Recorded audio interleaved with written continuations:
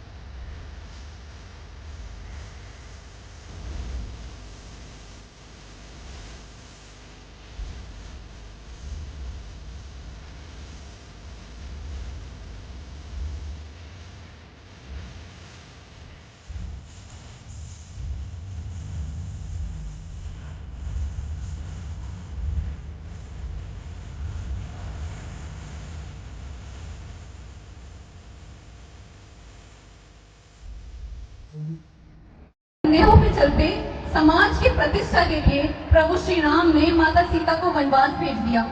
उस समय माता सीता गर्भवती थी। ऋषि वाल्मीकि के आश्रम में उन्होंने लव और कुश को जन्म दिया। जब लव और कुश ने प्रभु श्री राम के अश्वमेध यज्ञ के घोड़ों को पकड़ा और दोनों पक्षों के बीच युद्ध हुआ, उस समय माता सीता की पहचान स्पष्ट हो गई। अब आगे देखिए माता सीता की दूसरी अग्नि परीक्षा।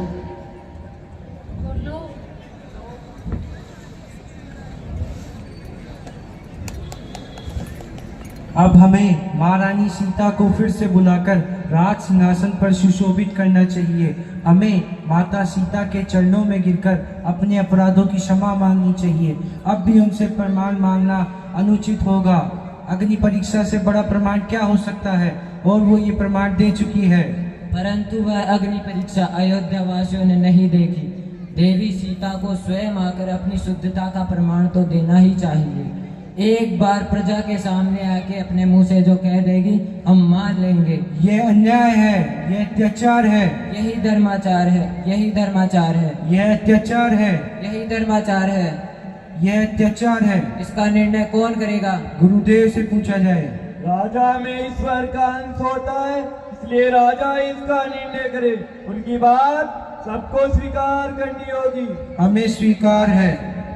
देवी सीता का चरित्र शुद्ध है, उनमें किसी भी प्रकार का कोई पाप नहीं है। फिर भी राज सिंहासन की उच्च मर्यादा स्थापित करने हेतु यह उचित होगा वो महर्षि वाल्मीकि की अनुमति से इस राजसभा में आकर सारे जन समुदाय के सामने अपनी शुद्धता की शपथ दे, जिससे ये लोकापवाद सदा सदा के लिए समाप्त हो जाएं और हम सम्मान पूर्वक राज सिंहासन निष्फल हो जाए।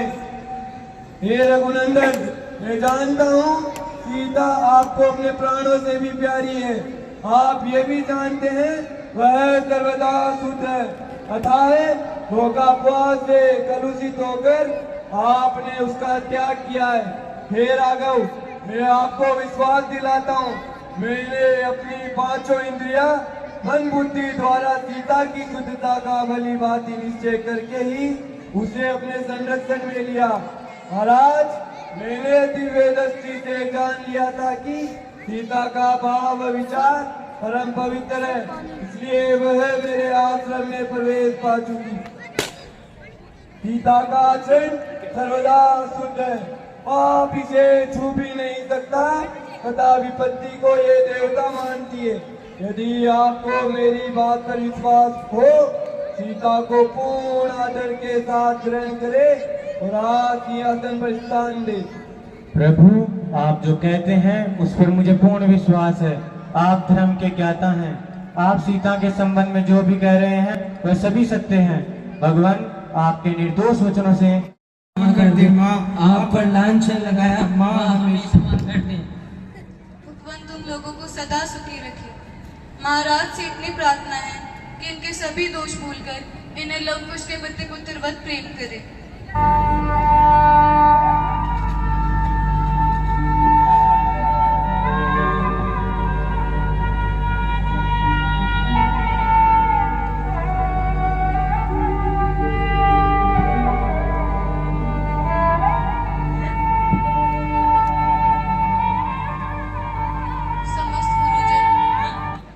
समस्त गुरुजन, पूज्य पिता एवं माता, मेरा प्रणाम स्वीकार करें। हे रघुनंदन, यदि मेरे और भी जन्म हो तो मेरे समस्त जन्मों में मुझे आप ही पति रूप में प्राप्त हो, परंतु फिर किसी जन्म में ऐसी स्थिति न लाना प्रभु।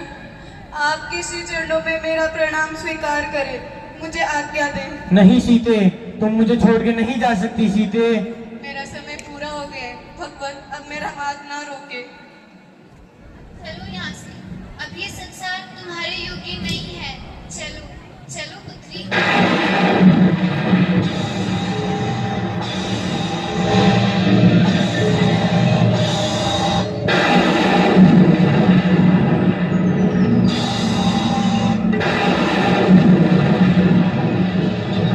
सीते, नहीं, सीते, तुम मुझे छोड़ के नहीं जा सकती सीते। सीते